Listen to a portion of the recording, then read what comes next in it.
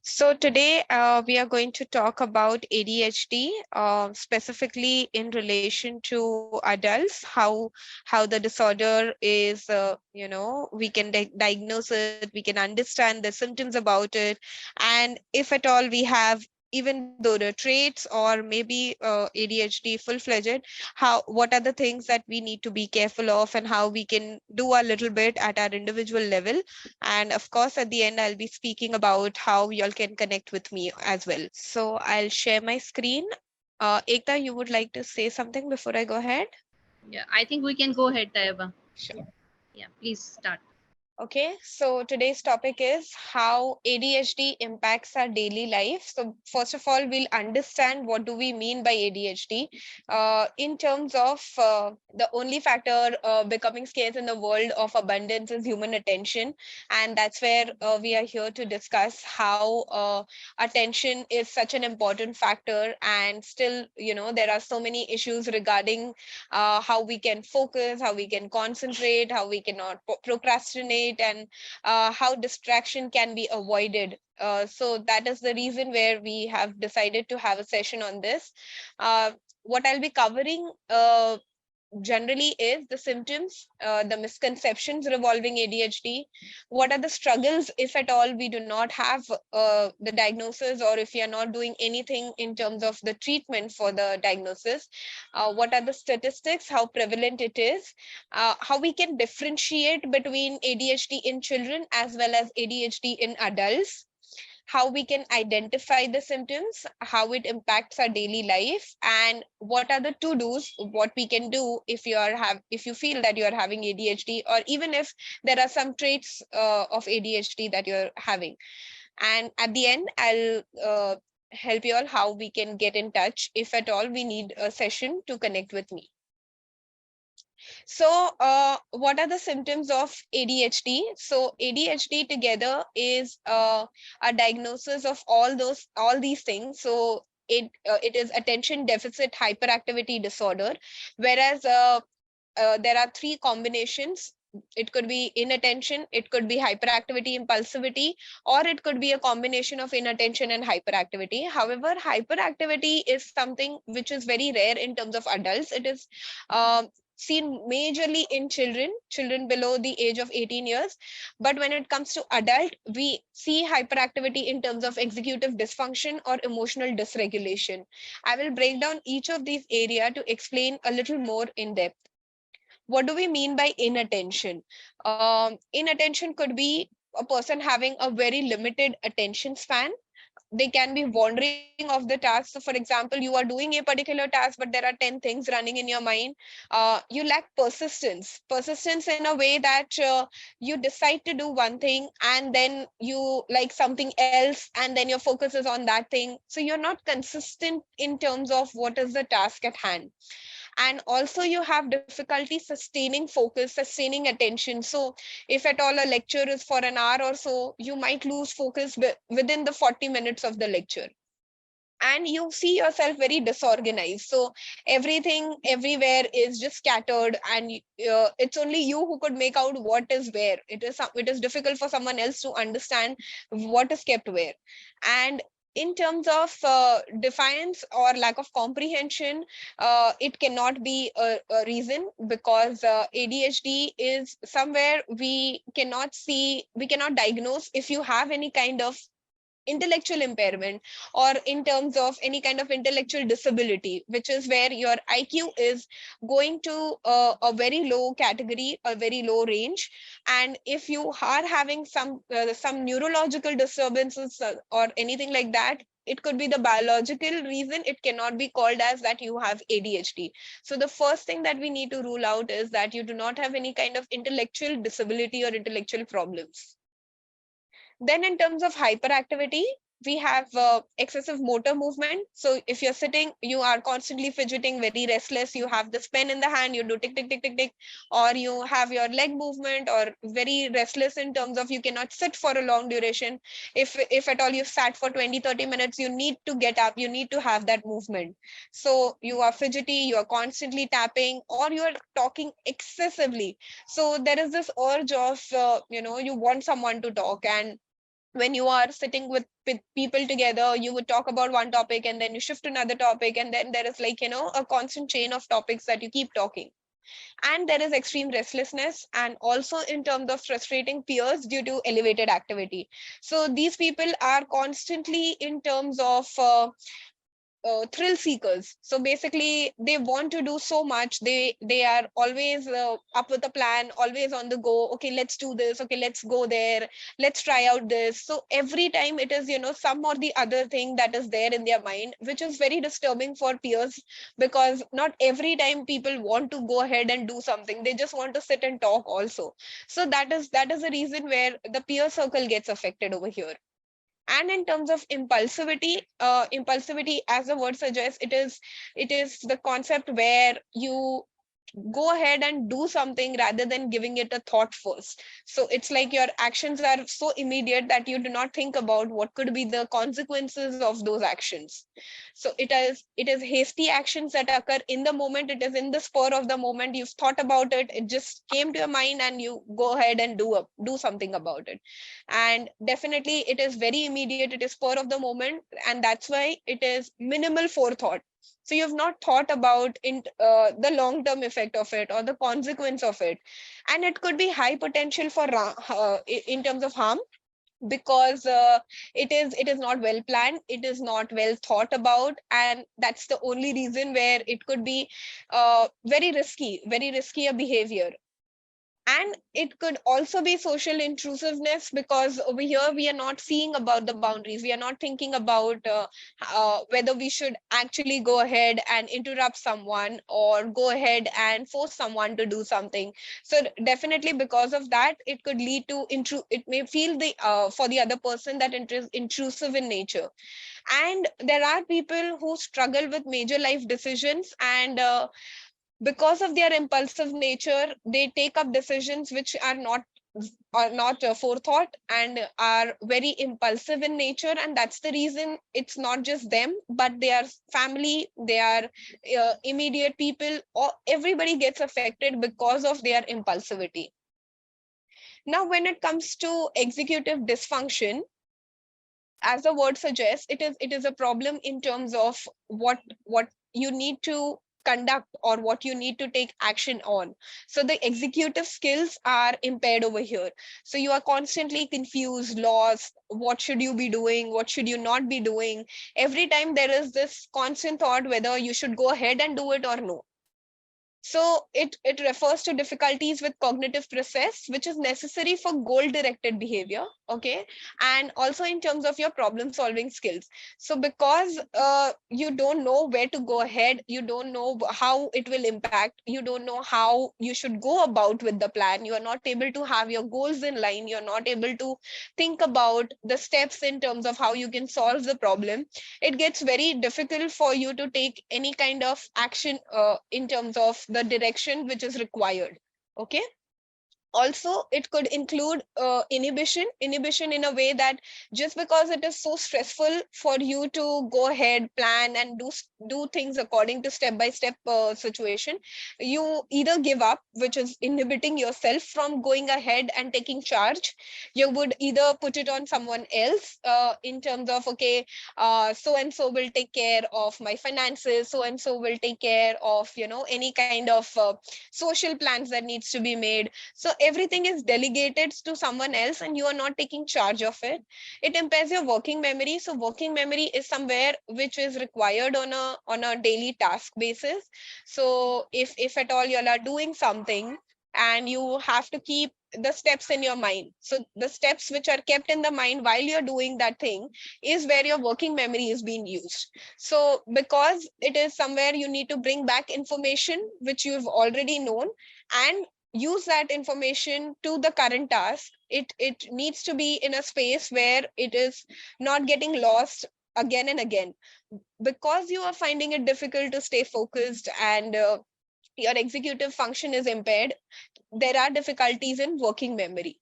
And then in terms of cognitive flexibility, what do I mean by this is that you if you have planned certain things in a way, there are people who go very rigid about it, because then it gets very difficult for them to stay on the track, or think about the alternatives or come back to the track.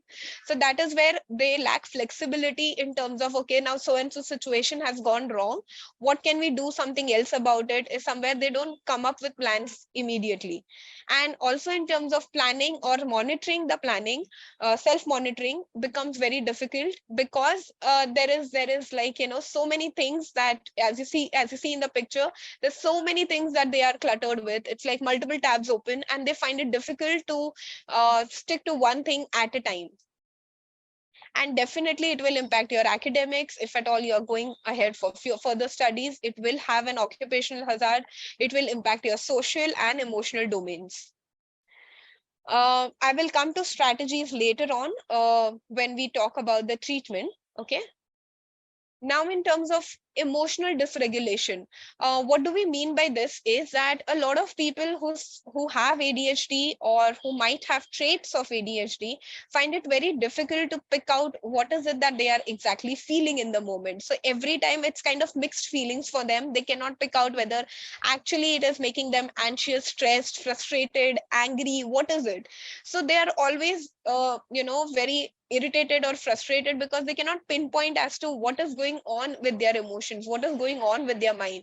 And that's where it gets difficult for them to make other people understand why are they reacting in a certain way, or why they are avoiding certain situations, or it could be anything in terms of the social interaction that gets impaired because of their emotional dysregulation. So it could be deficiency in executive or cognitive management of emotions. So if you are yourself not aware in terms of what are you feeling, it will be very difficult for you to manage it, because you're not able to pick the right word as to what you're feeling. Are you feeling guilty? Are you feeling angry? Are you feeling frustrated? It could seem the same emotions, but each emotions have a different level of impact on your life. So it is very important that we are able to understand first, and then we can think about how to regulate it. So if you're feeling frustrated, what is it that you can build your tolerance for? If you're feeling impatient, what you can do to increase your waiting period? Anger, how, what are the ways that you are managing your anger? What are the ways you're channelizing your anger? So this is where a person who is finding it emotional dysregulation will not be able to self regulate ways of doing this. Also, there are times when there is a lot of emotional impulsivity. So you can say that there are people who say, I'm very short tempered, I just can't stand certain things. So that is emotional impulsivity. That's, where their tolerance is so low that if certain thing is somewhere not going according to their way, or where they cannot get in alignment to the other person, they just blow up, and they are like, okay, I can't handle this. Okay, so there is this impulsive decisions in that moment because of their emotions. Then comes deficient emotional self-regulation. So again, I've mentioned this brain areas which are important for these functions. So it's not that, ADHD is somewhere where you've learned it, or it's developed, or it's a pattern, and it can be it can stay, and you can live with it without doing anything about it. It's not that. These are the brain areas typically that are impaired. And that is where there are times when, if ADHD is at a severe level, so we have mild, moderate, and severe. So if it is at a severe level, we need to go for medication. However, with medication, it is definitely recommended that we take therapy alongside. I will come to that part, but it is somewhere we need to understand that the brain areas are also getting affected. It's not just the way we react, or our occupational or social life getting impaired.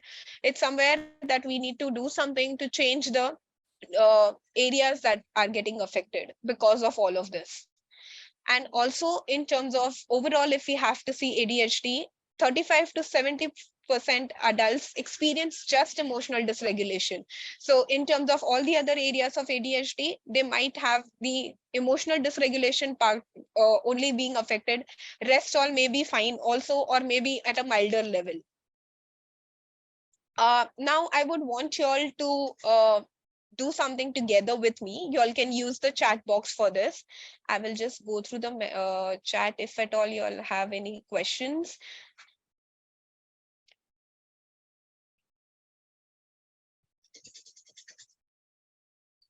Okay, so there is one question: is ADHD same as autism? No, it is not.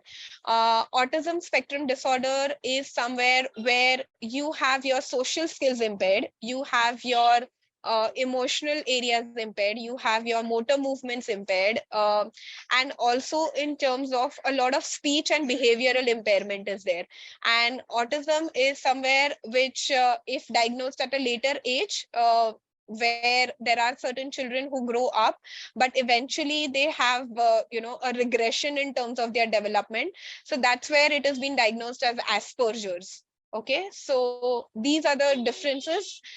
Yes, in terms of certain children with autism do have ADHD as a comorbid thing, but ADHD people having autism is not in a way, it's not in that way.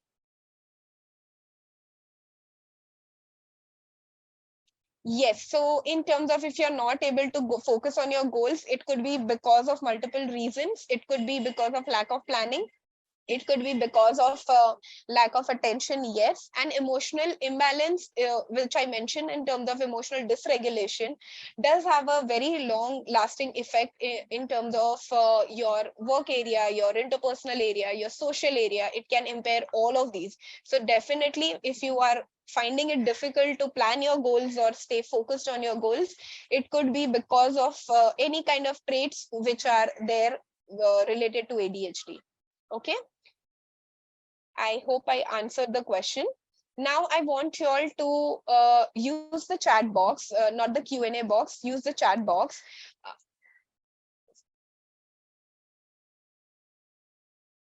Um, to answer the last question, one sec. Crying is somewhere where it could be the person is sensitive by nature. So we'll have to look into more symptoms if we have to relate it in terms of ADHD. Okay. Now I'm going to show you all a screen over here. Okay. So the colors are very simple. It's red, brown, green, purple, blue, and yellow, right? Now, what I want you all to do is over here, I want you all to just say which color it is. You all can use the chat box if you all want. I want to see how quick you all are at it. Just the colors. Which color it is, not the word.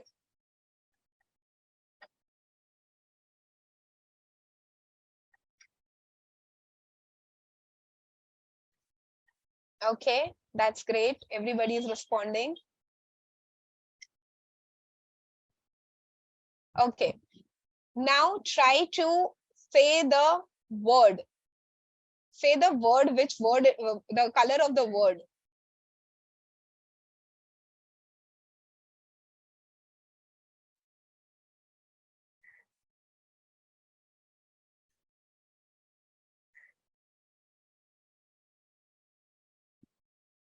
Okay,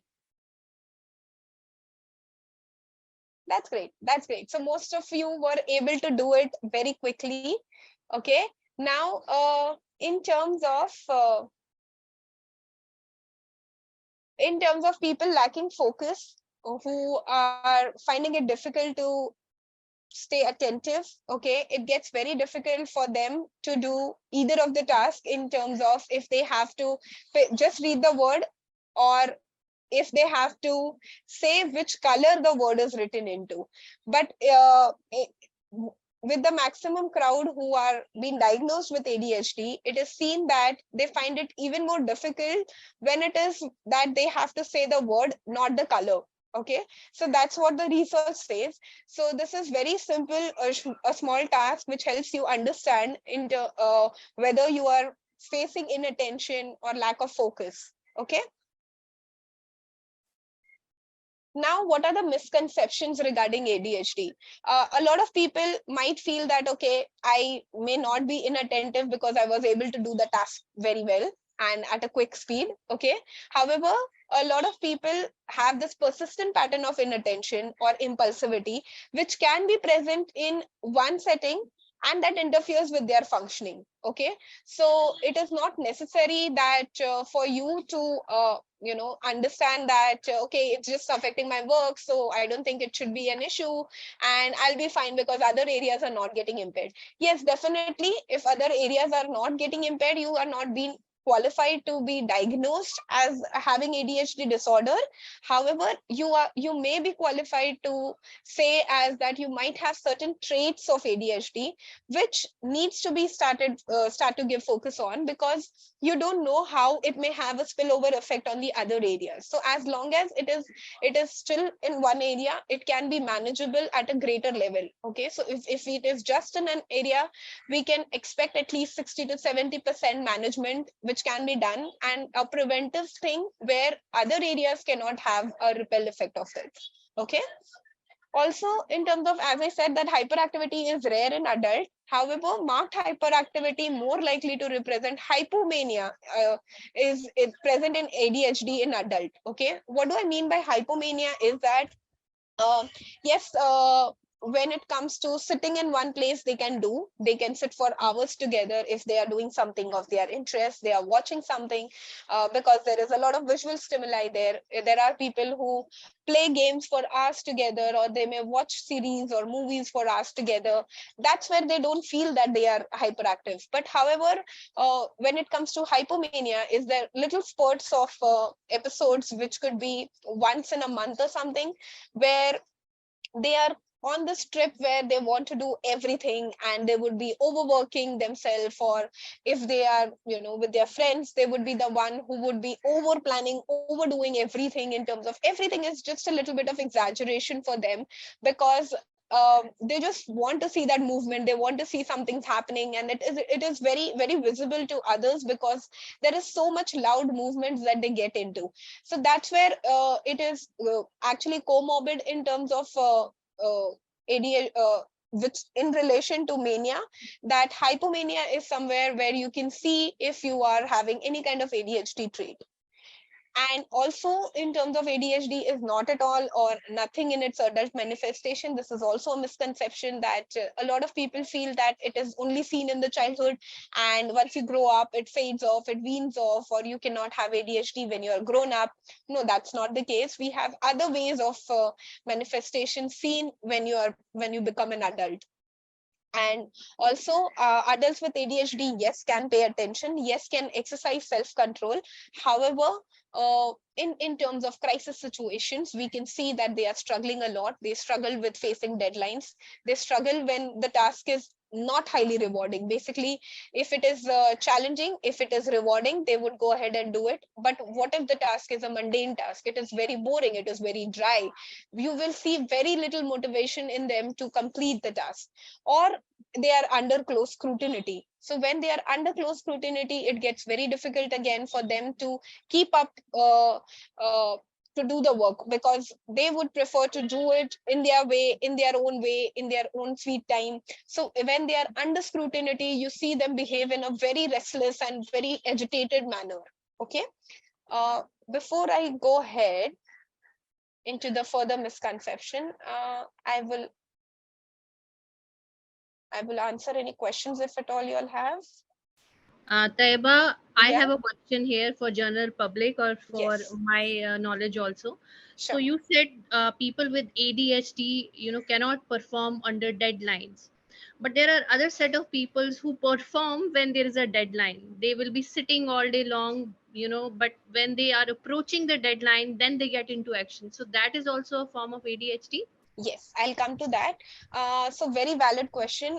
Thanks for the question. So again, as I mentioned, there are different types of ADHD. We have ADHD having inattention, ADHD having hyperactivity, impulsivity, or ADHD with a combined combination of inattention, hyperactivity, impulsivity altogether. Okay, so there are people who are lacking focus, who are inattentive. These people would wait for the last minute, and they would get charged up when the deadline is very close, or it's just a day prior that they will finish off the task. But when it comes to hyperactivity, impulsivity, again, it is important for them that the task is of their interest, the task is somewhere where they can see themselves getting rewarded for it, or it is somewhere enjoyable, or they can get engrossed into that. Otherwise, it is very difficult for them to even start the task. So that is the reason where you need to understand which ADHD criteria you are belonging to, and then you will be able to see yourself in what pattern you are falling into. Yes, again, with both the types of ADHD, it is very common that they may procrastinate. They may procrastinate so much so that they would have to slog when the deadline is closer. So procrastination is a very common symptom among ADHD. I hope this answers your question. Yes, absolutely. Thanks a lot. Okay. Moving forward, in terms of again, ADHD is not just lack of discipline or laziness. It is somewhere where you find it difficult to work on, get started on the task, or get into a discipline, get into a routine. So it's not that you are just lazing off, or not just because there's never been a disciplinary action and that's the reason you are behaving in a certain way. It's not that. It is somewhere, as I mentioned, there are certain brain areas getting affected, and that is the reason it is hampering your actions. Also, in terms of adults with ADHD are called as scattered brain or disorganized. It's not just that. It is somewhere there are so many tabs open at a particular time. It gets difficult for them to open up just one tab at a time, work on it, close that, and then go to the next tab. It's somewhere they struggle with closing all the tabs. And also, there are people who say that ADHD is overdiagnosed or made up disorder. Yes, there are so many people who, just say that, okay, I'm just ADHD and that's where I cannot do the task, and they get away. But it is somewhere, it is not a made up disorder. Yes, there are people who may struggle with it genuinely, and they may not know what to do about it. And also, there may be certain people who may have traits of ADHD, but it is somewhere where it is also the acceptance that, okay, I am struggling with something, it could be because of ABC, and I need to get some help if needed. So that is where we find it difficult to work on it. And medication is not the only treatment option. As I said, there are levels in terms of diagnosis: mild, moderate, or severe. If it is severe, that's where medication is recommended. Other than that, no, it is not the only option. You can do a little bit of lifestyle changes, a little bit of counseling, a little bit of right way of approaching tasks can make a lot of difference. And adults with ADHD are always hyperactive. No, this is again a misconception that if at all we are not seeing someone hyperactive, we cannot say that, okay, he's not having ADHD. It is somewhere which is very internal. It is some struggles which is very personal to the person, and we may not be able to see it. We may not be able to understand it just because it is somewhere where it is completely internal, and that's where it gets difficult for us to just see and understand whether the person is struggling with something or no. What could be the differential diagnosis of adult ADHD? One is you may have anxiety or mood disorder. So along with ADHD, you may struggle with depressive episodes, or you may be even qualified to have major depressive disorder, where you have constant sleepless nights, loss of pleasure. You may struggle with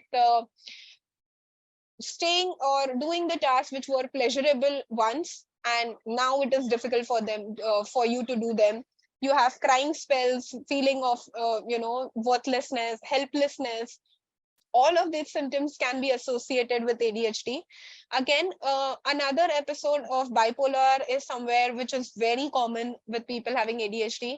So bipolar is a combination of depression as well as mania. So there are days when they are super maniac, where they want to do everything. They are all sorted and they are all energized, and there will be rest of the days of the month where completely low, completely depressed, not feeling like doing anything, not feeling like going anywhere, not feeling like accomplishing any task. So even with the basic self-care hygiene is somewhere they struggle with.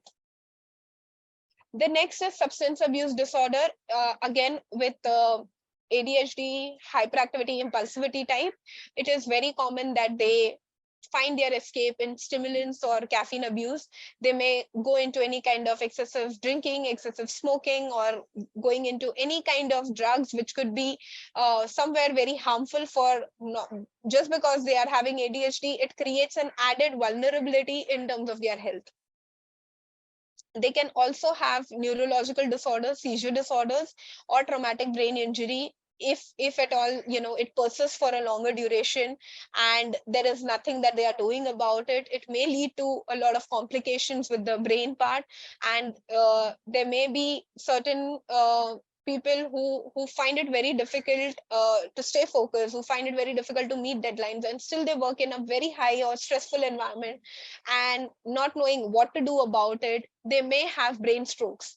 So that is somewhere where it is important that we understand what is going wrong, where it is going wrong, and try to do something about it. Also, nutritional and metabolic disorders is very well linked, because what happens is that there are days when these people are super focused that they will skip on meals, and on the other days when they don't feel like doing anything, also they may skip on meals, and they do not have nutritious healthy diets. Especially with impulsive type, they have this spur of the moment thing. They will have comfort food eating, or they may go into binge eating, they may go into any kind of other ways of trying to calm themselves down, which may lead to all these kinds of nutritional or metabolic disorders. And also there is very likely to have vitamin D deficiency too.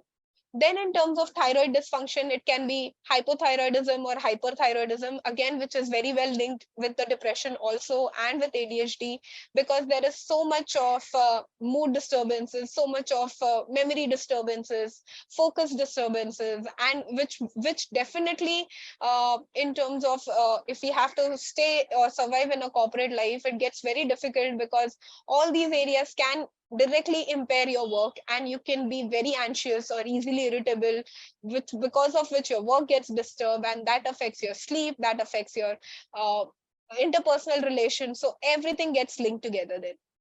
And also when it comes to sleep disturbances, we have apnea, where there is a lot of snoring, lot of not a very comfortable or peaceful sleep that you'll get. There is narcolepsy also. There are people who have different shift hours, rotational shifts. It is likely for them to have shift work sleep disorder, which impairs their sound sleep, and the wear and tear which is associated with the sleeping brain gets impaired because of this. Okay, now I'll take one more question before I go ahead. Symptoms are common. Also, other factors can play a part in it. People often procrastinate, mood swings, stress, scattered. Does that mean they are having ADHD?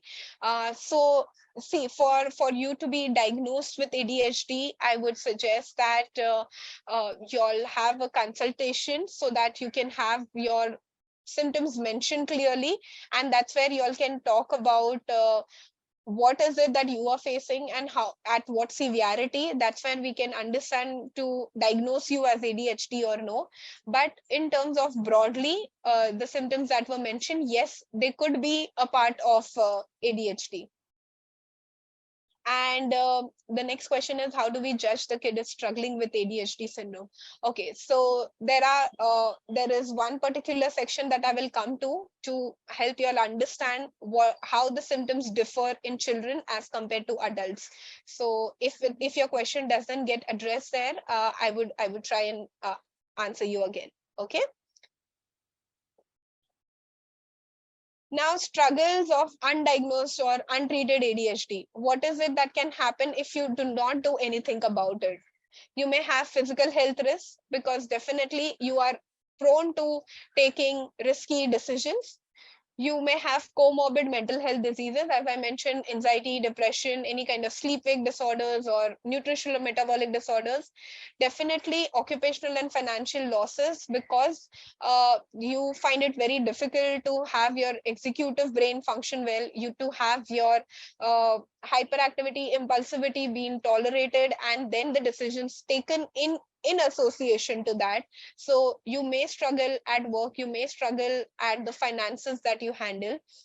It impacts your relations, because if you are struggling with emotional dysregulation, it may affect how do you understand your partner or your family or your children, and how do you respond to them in a way that they feel safe, they feel comfortable with you. Also, it impacts your educational performance highly. There are so many people who think about they will start working and eventually they'll pick up courses or they will learn things on the job, but it gets so difficult to manage everything that your career growth, your career upskilling is always kept as a backseat, and you find it difficult to get back to it. There is social rejection, because there are times you don't understand what to say, when you may end up being very blunt or rude, or maybe very socially inhibited also, because you don't know what is being talked about and how to respond to a certain situation. So that is where you may feel socially not included in a group. Poor occupational performance, higher probability of unemployment. Why? Because any kind of work that you need to do will have an impact, because you may not be able to do it within the deadline. You may feel very critical when someone is pointing out this to you. You may change jobs very often, and that can impact your stability, your growth, your financial security, so to say.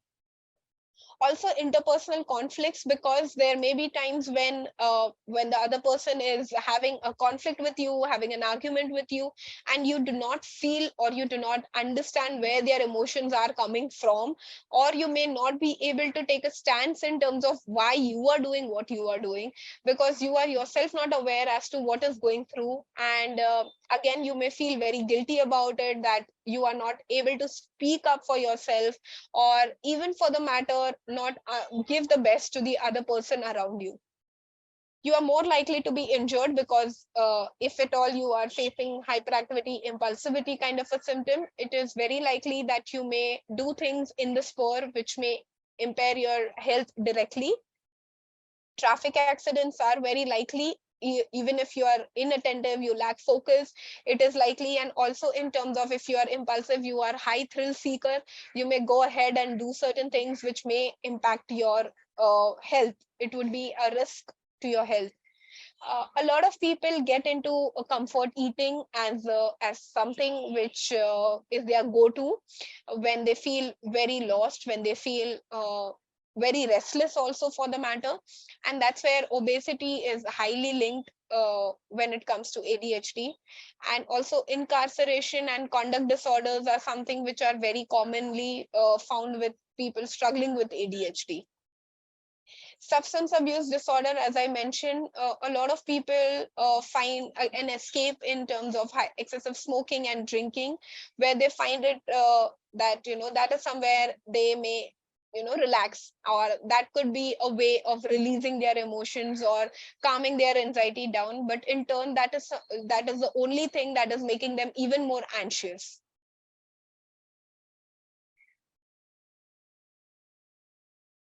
So what are the other areas that can get impact is behavioral disturbance. Behavior disturbance could be how to behave in a situation, or what to do in a certain situation.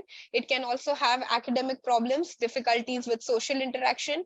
And because of all this, the self-esteem is directly linked, where you may feel very low about yourself, you may feel inferior as compared to other people around you. You may also there are times when people suffering from impulsivity see themselves as somewhere they have the superiority complex, and they know it all and they should be the only one talking.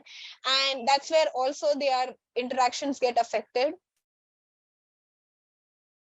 You may get into legal issues. It could be smoking, drugs, injury, accidents. And also these people are highly likely to get into risky sexual behaviors. They do not think about sexual hygiene at all. Also, in terms of occupational disturbances or difficulties in relationship, as I mentioned earlier, where you do not understand your emotion, you do not understand the someone talking in front of you. It could be your family, your partner, your interpersonal spouse. Anyone may have difficulties to get you understand what is their concern and how you reacting in a certain way is affecting them. So now I'll come to difference in ADHD in terms of adult and child. Um, PCOD is not directly linked to ADHD, but however, PCOD could be a comorbid of ADHD because of a lot of negligence on the health part. It may lead to the symptoms of PCOD. ADHD can be inherited from the parents. Yes, there is a 70% chance that if your parent was having ADHD, you may have ADHD. Any steps to get rid of ADHD? I will come to what we can do as a preventive or a protective measure if you're suffering from any kind of ADHD or ADHD traits. However, if you are facing a lot number of symptoms from the list of the symptoms that I mentioned, I would suggest that to get yourself diagnosed, you have a session with a psychologist and then take steps ahead.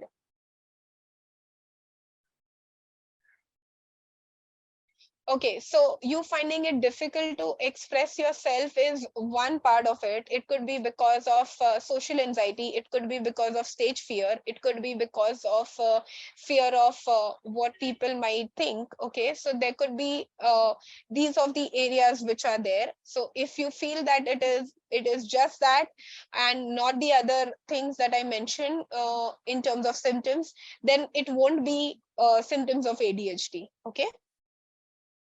Yes, daydreaming can be a symptom of ADHD. It is related to inattention, where you cannot focus. And as I mentioned, for 40 minutes max, you can pay attention to. It differs actually from people to people. I'm just giving an example. So, for a 1 hour lecture, you may pay attention to 40 minutes, and then the rest of the time you are lost. You find yourself zoning out completely, and that's where you daydream. So, that could be a symptom of ADHD.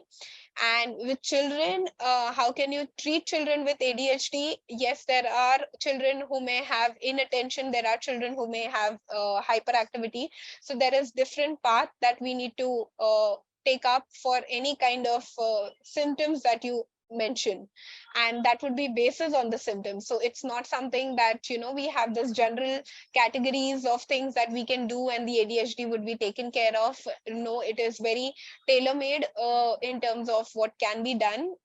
For that, one needs to know the symptoms, what the child is going through, and how for each of the symptoms can be some corrective or rectified methods to help the child cope better. Okay, moving on. Now, in adult inattention, these are the things that may occur, which may be difficulty concentrating at work, difficulty completing the task. You may be forgetful for your daily task, which could be returning your calls, paying your bills, keeping appointments. You could lose things that could be very simple as wallet, keys, cell phone. This is somewhere where these are the broadly three categories where inattention can be seen.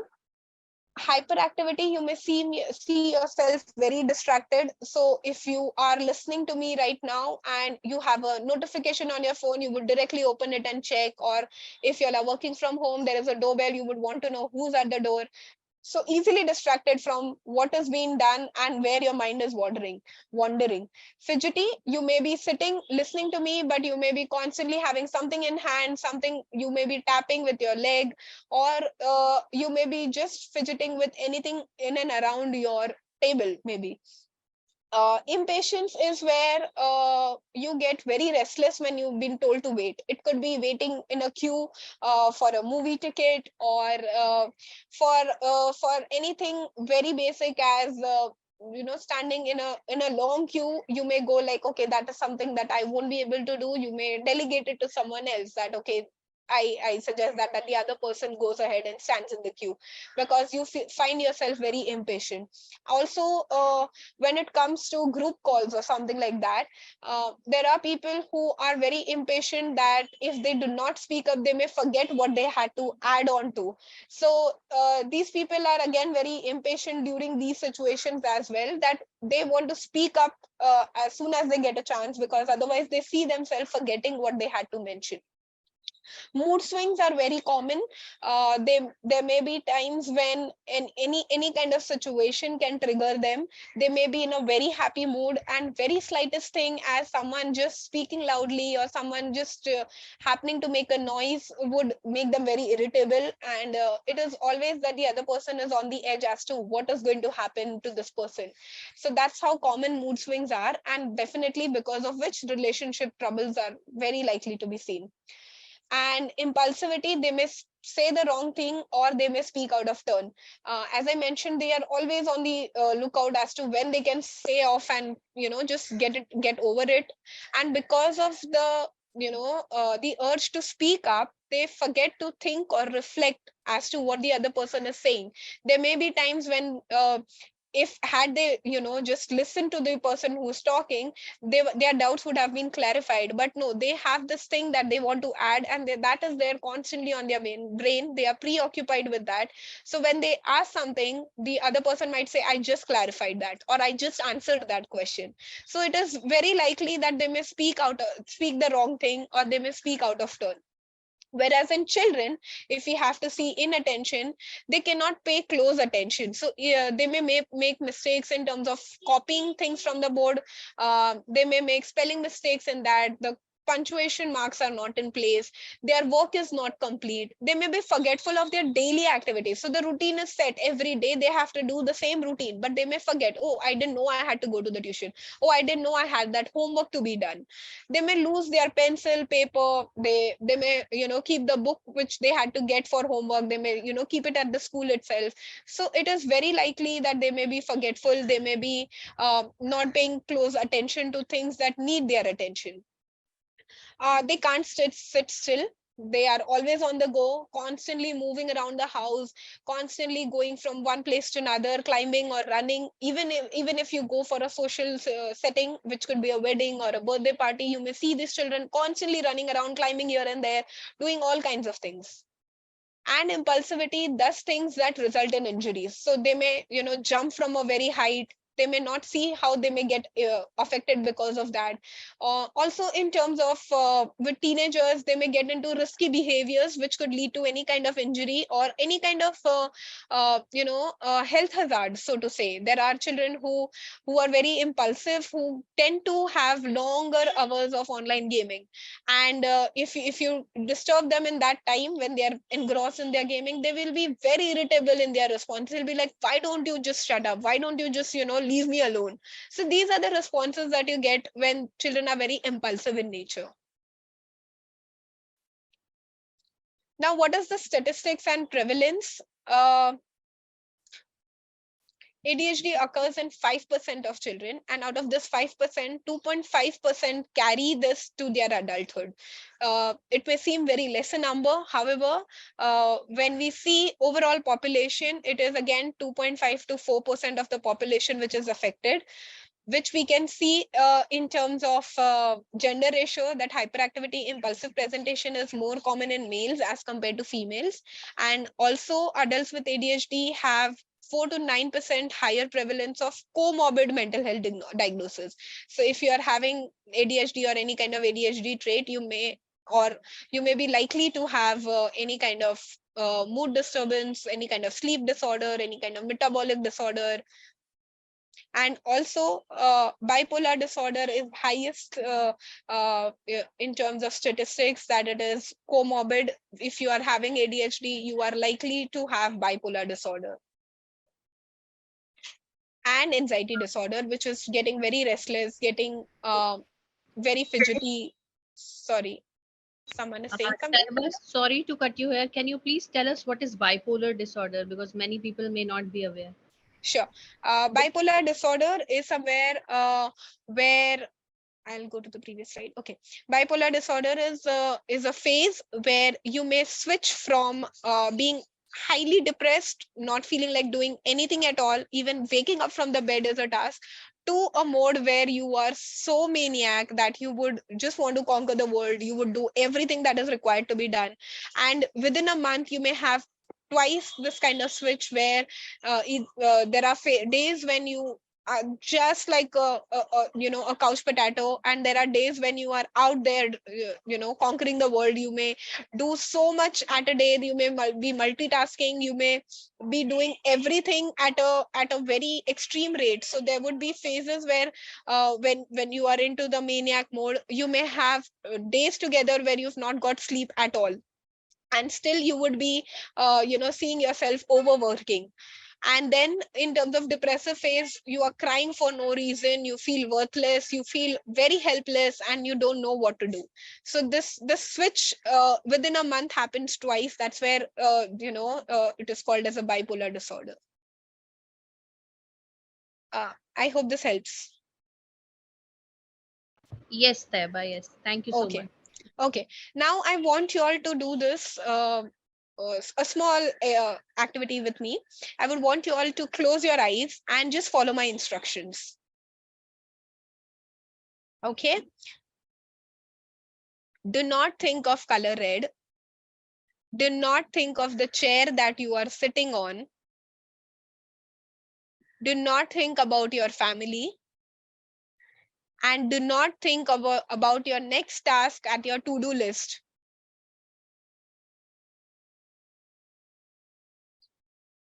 Okay, was it difficult? So I would like to mention over here that the word no is very powerful. When you tell someone to not do the task, it gets somewhere out of all the things you may end up actually thinking about that. So when I say do not think of the color red, you may think of the color red, and then you may go to, okay, I do not have to think about it. So that is a very brief, a small millisecond thought which may go into your mind, but somewhere that's how the word no functions. So it is very difficult for someone to process no. So it is important that we reframe our sentences to get the better output from anyone else, especially with children. If I have to say, it is important that instead of telling them don't do this, no, no, again and again, tell them what is it that they need to do. Tell them what is it that can be done instead of whatever they are doing. So the no word is somewhere which, as the picture depicts, it is somewhere, it makes you feel very confused. It takes a longer process to go ahead, think about something, and then come back, okay, no, I don't have to do that. So the process time is longer, and that's the reason people having impulsivity and inattention, they find it even more a struggle when something is being told no. So as soon as the word no comes, it gets very difficult that they go into a state where, okay, I don't have to do this, but they do not see themselves getting into action of not doing it, because their attention span is so limited that by the time they go to the action phase, the instruction is gone. It is not in their working memory. So that is the reason we need to rephrase our sentences, avoid using the word no. Okay. Now, how does it impact your daily life? Is there any question? Okay. There is one question. I'll take that up. Okay. I am glad you mentioned this in terms of how these traits are very common in modern lifestyle. Yes, we can see them very common, but the whole purpose of diagnosing it as ADHD is somewhere that's where a psychologist is important, because otherwise everything may seem that, okay, this is so me, this is so a part of me, this is how I react, this is how I do. And which is because of a lot of transitional thing in terms of the digital era that has come. If we have to understand how the laptops or the screen or the gadgets are impacting impacting our daily life. It is somewhere where which was not there prior. This the current generation, the exposure that they are getting into the digital life, digital era, is somewhere which is highly linked to ADHD. Because at a swipe of of a finger, we can see change, we can see things whichever we want. So the frustration tolerance is reduced. Why? Because you don't have to wait, you have everything right at your fingertip, you think of it and you have it right there. The reels that we see, the short videos that we see, that is also not a longer thing. However, when it came to the generation prior to us, they attended long conversations, they attended long lectures. And because they didn't have anything in terms of distraction at their hand, which is a go-to thing that we have right now. A lot of you might be listening to me and scrolling their phones right now also. So it is something which is like, the distraction is at our fingertips, it is not far at all. So which definitely impacts your attention span, definitely impacts the way your relation goes because of all this. Because everything is so fast moving that anything which needs a slow processing, a slow way of doing, a thoughtful way of looking, gets impaired. Yes, daydreaming is a symptom of ADHD, inattentive type. Okay. How it impacts your daily life? If we have to see emotional regulation difficulties, it you may experience intense and fluctuating emotions, which is where you find it even more difficult to pick out the emotions. But a lot of us may just know just five basic emotions like happy, sad, angry, or for that matter, sometimes bored and scared also. But when it comes to giving levels to your happy, giving levels to your sad, it gets very difficult for you to pinpoint. With anger also, there are so many times that there is guilt behind your anger, there is frustration, there is a feeling of low self esteem, there is feeling of failure that you feel. But you say that no, I'm just angry at this person, or I'm angry at the situation, and I'm angry that this didn't work out. So it is very difficult for people to understand the different levels of emotions. And that's where, when you feel all the emotions together, you are frustrated at the same moment, you are feeling like you want to cry, you want to just leave everything and run away. You do not understand how to regulate this emotion. And finds makes it even more difficult to manage your stress, to cope up with your daily challenges, your daily life hassles, which could be getting to work, the traffic that you have to see while you're commuting to work. Or maybe when you reach work, there are 10 people who are giving you 10 instructions, and then you have 10 things that you had planned for the day, and then your to-do list is not going as planned. Everything creates stress around you then. And also, then it leads to impulsive reactions of your triggers, because all these small things become small triggers for you. You may not react immediately, you may hold on to everything, and you may react at the end of the day. Or every time something happens, every little inconvenience, you may react immediately. Then you may have academic and occupational challenges, difficulty with organization, difficulty with management of time, staying employed for a longer time, stability in terms of job. You always see yourself as underachieved or dissatisfied with your work, and that's where you go into frequent job changes. What are the relationship and social difficulties? Because you cannot listen for a long time, you have difficulties in maintaining your relation. Most of the time, you may end up canceling the plans, which is very likely to happen in social situations. Difficulties with focus and attention could be your productivity getting reduced as soon as the task uh, level increases, the difficulty level increases, or you've moved to a certain position. You may see yourself that your productivity is dripping, which you wanted to go at that place, but now that there is so much to do, you are overwhelmed and you don't know how to manage your time. Also, in terms of getting distracted with external stimuli is somewhere which is very common. So there are so many people who say that I just can't focus, I need a quiet place to focus. But however, at a office situation, it is difficult to have that. And also with some people in a work from home situation also, if there are people just coming in and asking them something, or they are talking, or there is noise in the house, they find themselves having difficulties in staying focused. So a lot of internal thoughts may also happen, and a lot of external stressors could be where your inattention is at peak.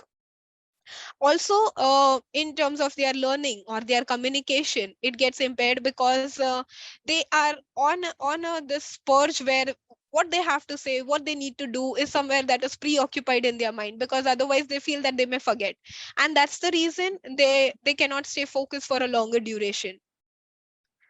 In terms of impulsivity and hyperactivity, uh, again, difficulty staying calm, difficulty remaining calm is somewhere which is very rare in these people. And any situation could be like at home or at work, they may feel very restless if things are not going as to the plan, or things are just suddenly changing. There is a sudden change in the deadline, or there is sudden an event at home, or things are at last moment some things has been cancelled, so they find themselves struggling with flexibility in that time, how to manage their frustration, how to tolerate that situation and keep going ahead.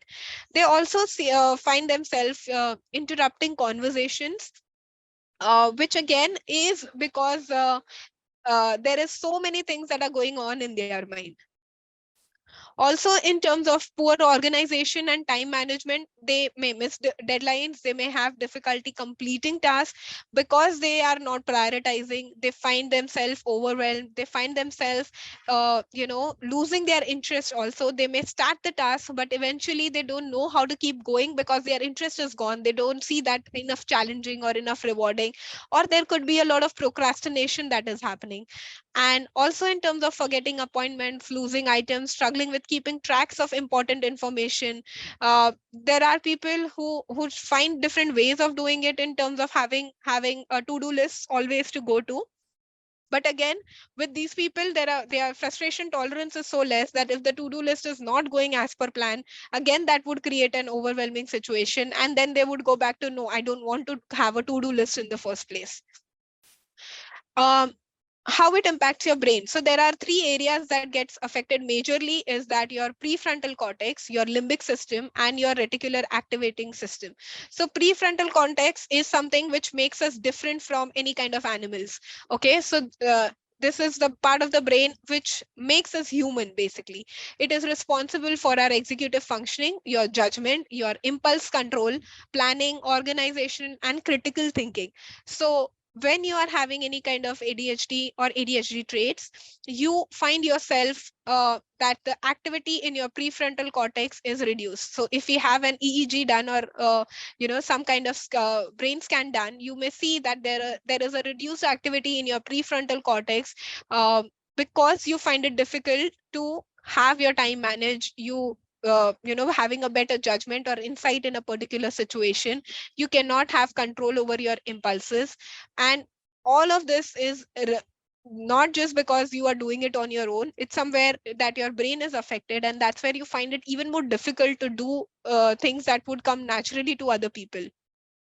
Limbic system is a place which is responsible for emotions. As I said, there is a lot of mood swings, a lot of emotional dysregulation that goes on with people having ADHD.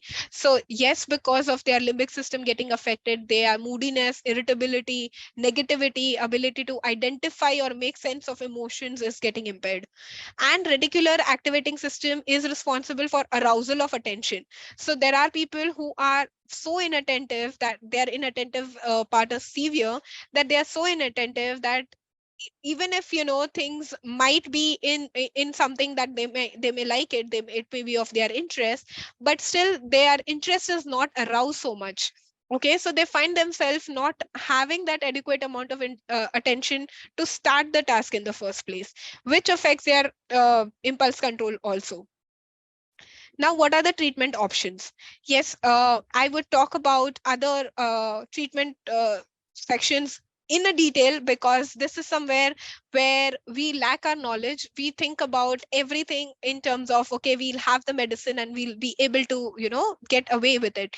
But behavior modification is a very extensively done and tried and tested option where it works beautifully for people with ADHD, where they change their lifestyle, they have this modification in their behavior, and that is through a right amount of coaching that has been effective in their day to day living.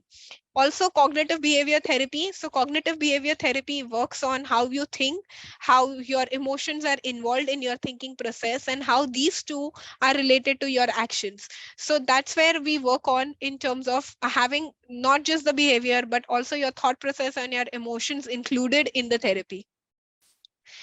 Dietary and nutritional modifications can also have a greater impact if you're having any kinds of traits. Exercise is something which is highly recommended, because a lot of people have seen a vast amount of differences when they have a proper exercise regime.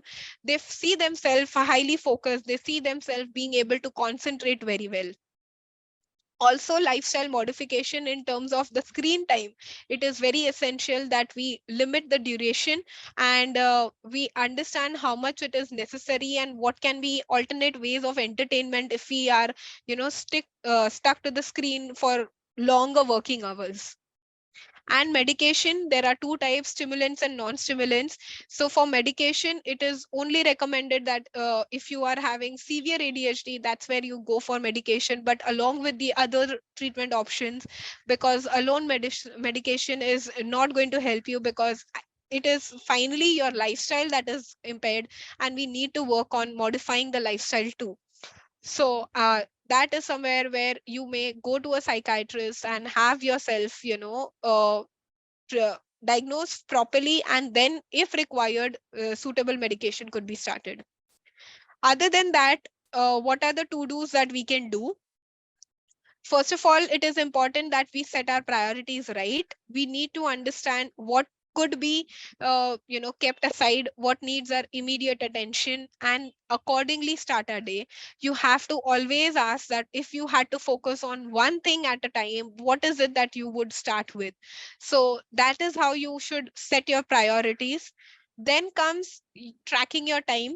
It is very important that your goals are time based, as to how much time you are spending at a particular thing. A lot of people struggle with who are having ADHD, struggle with not knowing where the time has gone. So they may sit with the phone hours together. They may say that, okay, I'll keep the phone within an hour, but it's been 3 hours and they may not realize. And then they go like, okay, now I'll take for more 15 minutes and then I'll keep it aside. So it gets very difficult to track their time. So it is important to align your priorities along with how much time will it be required for each particular thing. Okay. Then in terms of concentrating one thing at a time, you cannot be multitasking if you are having any kinds of traits of ADHD. You need to attend at one thing at a time, finish it off, and then go on to the next. Because what happens is that you may in a haste miss on certain details. You may have some blunders or not have time for proofreading. That may increase your time in terms of redoing the task again. So you go ahead and then you have to come back, you have to start from the scratch, or you may find it difficult to find the fault. So that's where you have to build it right from the beginning again. So it gets very difficult to stay focused. So it is important to concentrate at one thing at a time.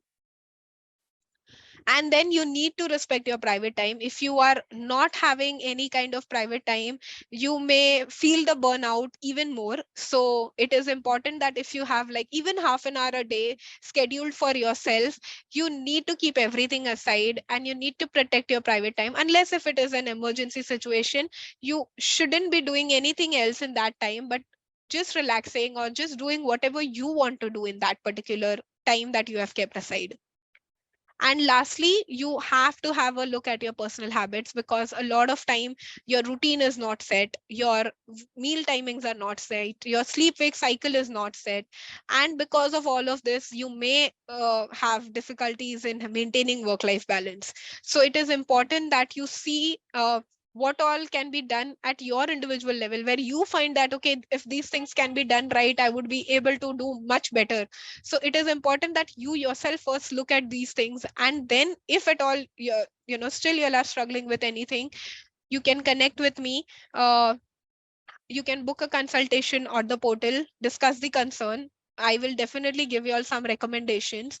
And if you all are struggling with that as well, you can again book up a follow up session. And I can help you all with not just any kind of mental disorder, but if at all you all are facing personal issues, uh, interpersonal issues, family concerns, or anything with regards to, causing a lot of distress, then we can work on it by booking a session and having a talk with me on a private basis. Yes, it will remain completely confidential. No notes have been made about those sessions and not discussed with your employees or anything. So y'all can be, y'all can feel free and talk about whatever y'all are facing. I would take up any questions if y'all have now. Taiba, there is a question, ma'am. How to book a consultation with you? So, uh, you are aware of my portal. If you have, if your employer has taken those benefits, you can go on the portal and you can book a consultation with a counselor. It's that simple. Yeah. There are other And questions also, Taiba. Yeah, I'll take it up. so uh, before we move to this Q&A session, so I would like to launch a poll just to know about like how this session about. So it's a feedback poll. So everyone, please share your feedback. And feedback is live on your screen, so you can share the feedback. And meanwhile, Taiba will cater to all your Q&A sections also. Taiba, you can start with this Q&A session. There are sure. multiple questions as well. So Okay. meanwhile, we can answer those. Yeah. Yes. Is being overwhelmed count even on a daily basis? So yes, if you find yourself being overwhelmed too much and very frequently, you may also check for the other symptoms, and you can then see for yourself whether it is counting as an ADHD. How you can check whether facing ADHD or normal behavior, because the symptoms are so common. As I said, it is important that you all speak to a psychologist, speak to someone who is, a professional in this area, where you can be guided completely in terms of whether your symptoms are something which is common, which can be, not been diagnosed as a disorder, but still can be done something to treat those symptoms. It is not necessary that it is by birth. You may have certain situations that may lead to having traits of ADHD too. A lot of people see themselves having so many things to be done, so there is so much in their environment in terms of the stimulants that are there. So it is likely that they may not be able to focus at a particular thing at a time. Multitasking is a major problem. So again, as I said, that it is not necessary that only one symptom is qualified to call you as having ADHD. So if multitasking is a major problem, it may be because of multiple reason. It could be because you are a person who can take only one thing at a time and just complete that and then go on to the next task. But however, when it comes to ADHD, these people want to do so many things together. They cannot just pick up one thing, and they open up everything and keep, and they find it difficult to get back to the task. That's where they struggle with. So multitasking is not something that they can do. Medication can help, yes, but definitely, but along with the other changes that I mentioned, lifestyle changes are important, nutritional changes are important. It is important that you take right amount of guidance in terms of therapy also, which will work beautifully to get you cured for ADHD.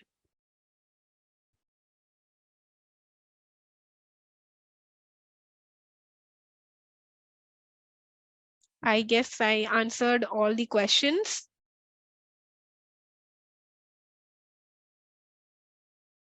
Yeah. So does anyone has any other questions to ask Taiba? Can put it in a chat box or under the Q&A section.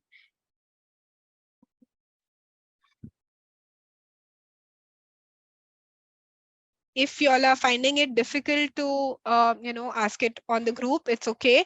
You may book a consultation. You may have a personal one-on-one session with me and get your doubts clarified over there as well.